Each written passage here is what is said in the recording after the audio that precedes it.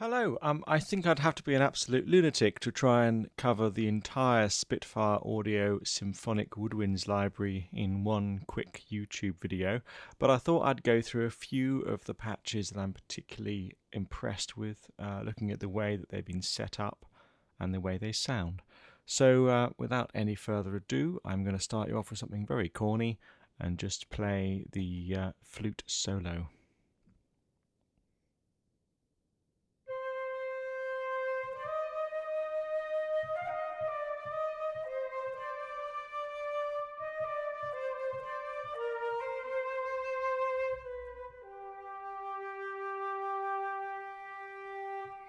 So the flute solo is almost exactly the same as the flute solo that came with the woodwinds originally in the BLM range or BML range. They've done a few nice little tweaks with the GUI and made it compatible now with all their other GUIs. The samples themselves haven't changed particularly. There is no performance legato, it's just the same standard legato we're used to hearing in the other libraries. They have tightened up and retuned a few things, and I think, to be honest, the flute sounds a little bit nicer than it did in the previous libraries. We've got the standard interface here. You can see on the screen you've either got the simple, easy mix view where you've got control of dynamics, vibrato, release expression, and this close and far slider, which as you can see is reloading samples in the background. And you can select articulations from this list down the bottom, or you click on the spanner and you go to a much more comprehensive list of articulations where you can turn them on and off, and you can you can press the Alt button and click. What am I doing? Command button, and click and change different ways of selecting those articulations. So the advantage of not using the default view here but using the spanner view is that you can turn off the entire sample set for various articulations, which is quite nice. And you can also get access to the close tree and ambient mics and mix them yourself rather than having to use their own generic mixer. I like really the ambient mics. I think they sound fantastic. Air Studios does sound absolutely beautiful, but it's nice having a little bit of close mic just in there as well. You've also got control over purging within instrument transposition and the forte piano hall trigger, which is something that Spitfire Audio devised with their programmers that allows you to have trigger release samples at the right amplitude according to the current dynamics of that note, which is quite useful. And you've got dynamic, vibrato, release, and expression. Expression is by default CC11, dynamics by default is CC1, and vibrato by default is CC21. And I've got these set up on sliders so I can control these myself on a keyboard in front of me. The vibrato is actually very, very sweet. If I just play a note and bring the vibrato in, you'll hear that it merges very, very well. I'm very sorry, I'm playing a trill. There we go.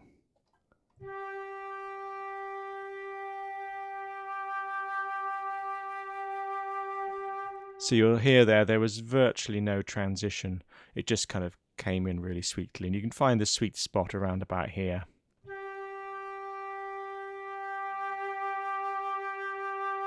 Where you can bring in the vibrato. So in fact, with vibrato itself, you could almost see that as an on-off switch and program a single button to control vibrato. I've got some buttons down the end of my controller keyboard here, which at the moment aren't programmed to do anything.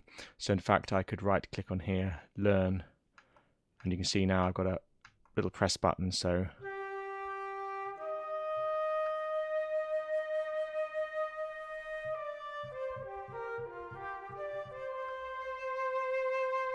and I've now got control over vibrato as well there. So, you know, it's a very, very beautiful instrument. That's just the solo flute in legato mode. You've also got the solo flute in just a normal long mode, which can be played, of course, polyphonically, and you can create little flute ensembles, and it's just stunning, really.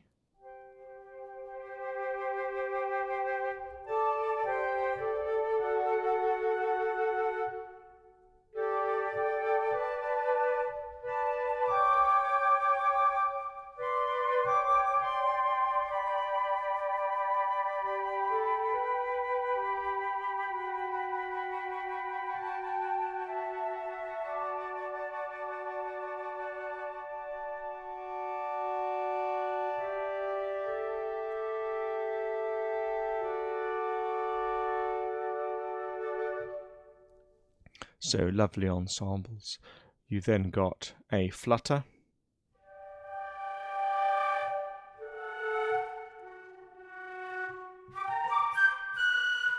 which is absolutely lovely. Harmonics,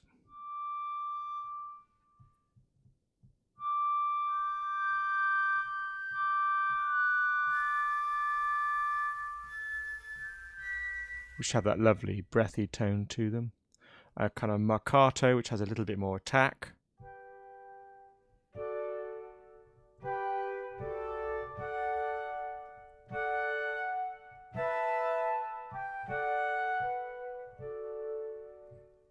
The marcato, the staccato, and the staccatissimo, which are these three here, or the tenuto, they are velocity responsive. The first 4 articulations were, of course, longs, and therefore they respond to the dynamic control.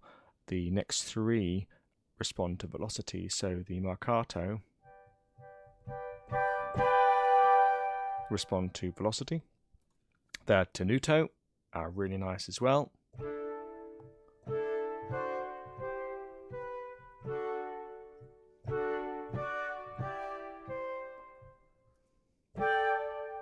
Beautiful, beautiful the sound. And then the staccato are fantastic.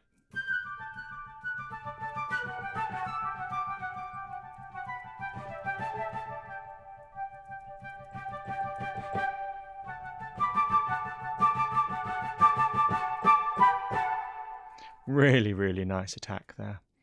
You then got some trills.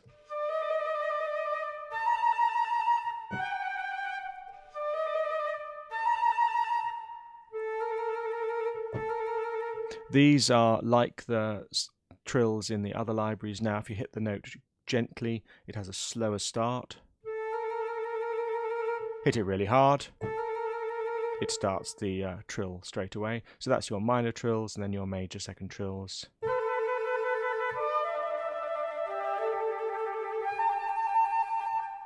And if you're feeling that way inclined, of course, you can also play these polyphonically and set up these lovely dynamic trilled sections.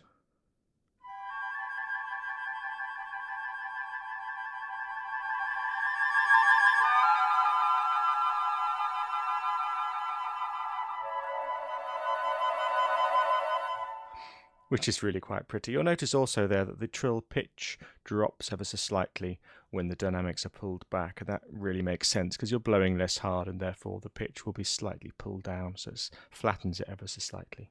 So that is the solo flute.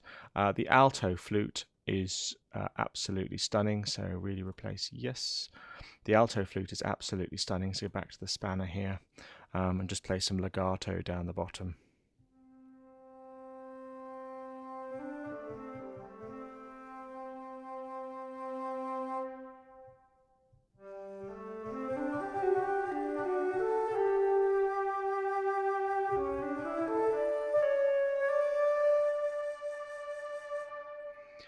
Something I'm always concerned about with flute, especially legato flute, those beautiful transitions, is what happens if I don't want to play long and slow and legato? Do I need to keep switching between the legato and then the staccato and then back to the legato again? And that gets incredibly complicated to actually play.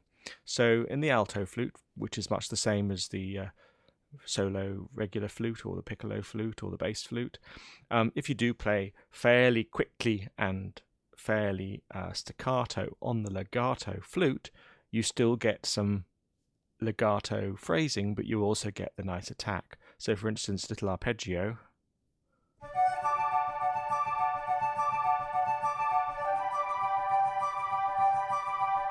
sounds quite nice, and I can do that legato.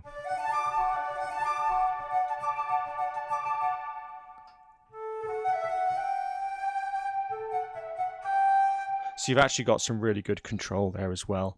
And obviously you need to ride your dynamics a little bit and maybe ride your vibrato a little bit as well.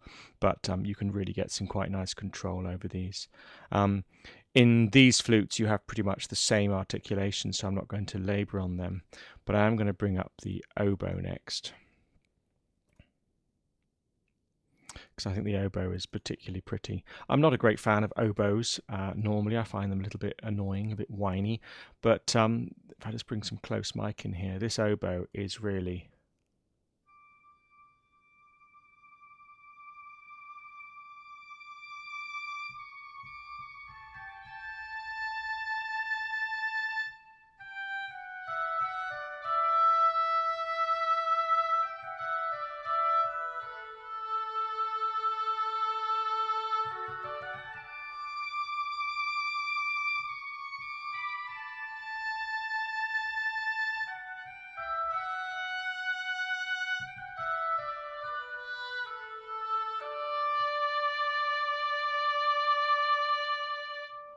It's just a really beautiful sound. You wouldn't want to play that polyphonically, but it does have a lovely sound, and the long flutter in the oboe is just divine.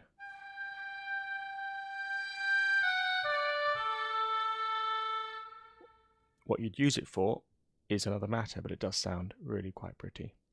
So moving down a little bit past the clarinets and onto the bassoon, if I load up the bassoon solo, and I'm going to choose the long articulation, a little bit of close mic and no tree but lots of ambient mic, you can then use the bassoon to make an incredibly beautiful bassoon ensemble.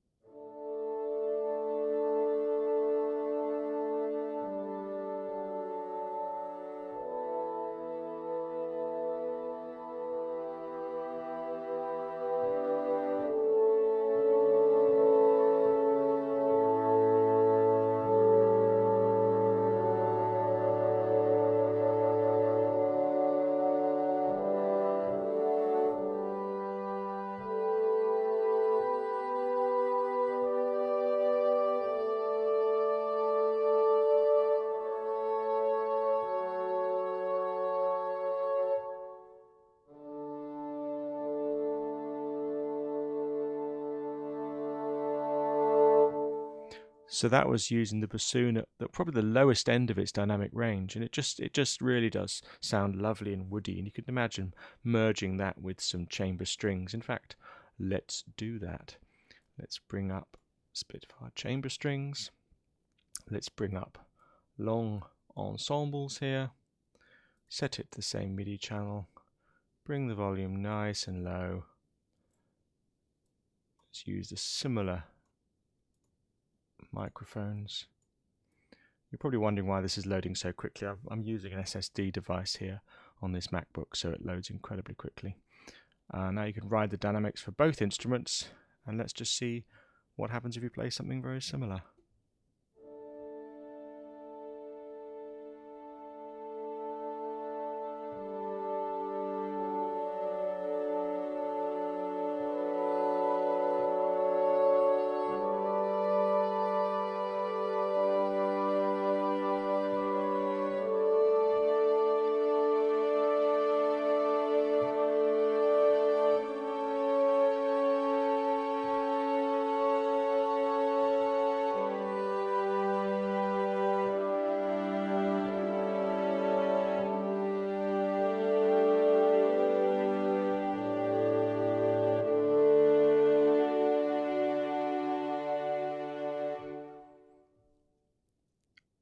See what I mean? Bassoons, beautiful, work really well with strings, so let's turn them off and let's find something else from this woodwind section.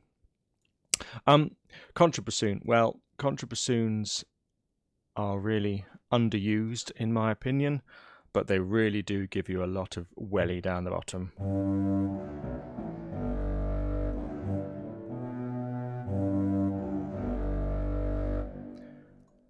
If you choose the Mercato or the staccato bassoons, and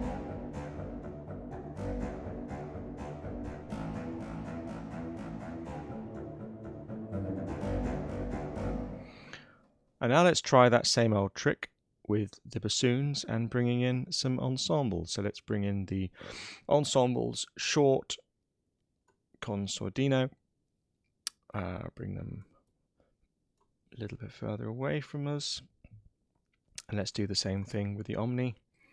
Let's leave them the same, and it's just wonderful.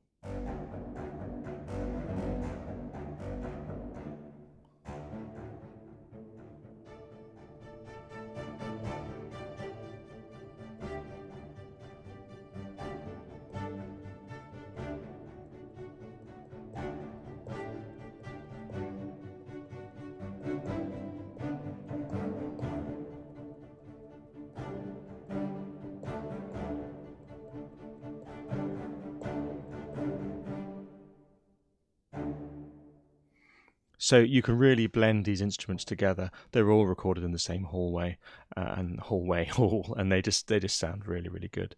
So let's close those strings and leave the winds back online again. So we've got a great selection of solo instruments, but we've also got a great selection of ensemble instruments. So if we turn off the solo bassoons and bring in the clarinets at 2, and then bring in the clarinet solo, have them on the same MIDI channel, we can now control 3 clarinets playing in unison. I'm going to leave the mics the same in all of them, but I've got vibrato control over both sets of instruments. So now we've got 3 clarinets at our disposal.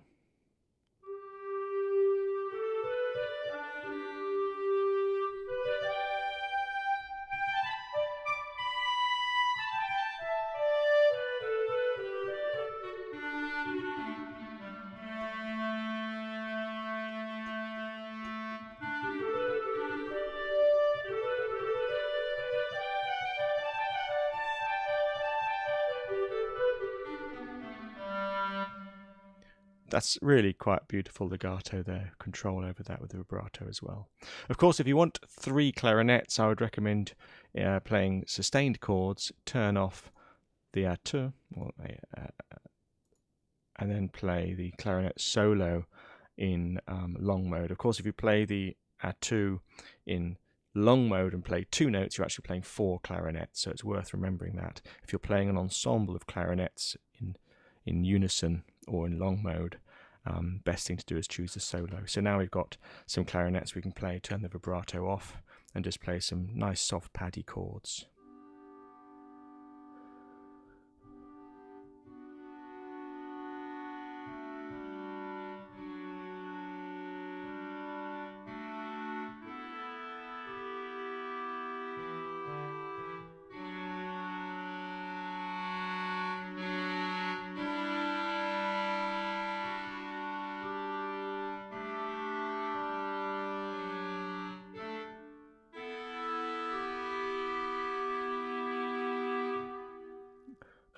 So this is a fairly new library. The sounds aren't all new. Spitfire have been selling these instruments as separate instruments for a very long time, but the reprogramming into the Symphonic Woodwinds library has done wonders for the library as a whole, really makes all these instruments incredibly accessible.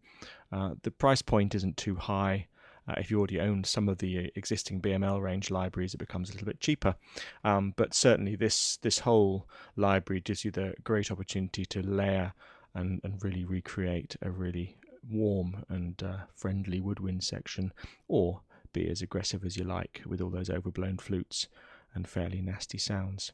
So that is, I won't save that. That is Spitfire Symphonic Woodwinds. Not to forget, in the advanced section of all of these, there are some extended techniques, individual articulations, some various legato patches, and some other patches where you can use Time Machine or Light Resources. So do delve into those if you buy this library. But heartily recommend this one. It's going to be my go-to woodwinds. I mean, I didn't really have much in the way of woodwinds before this, apart from the BML instruments. So this is fantastic. Really impressed with it.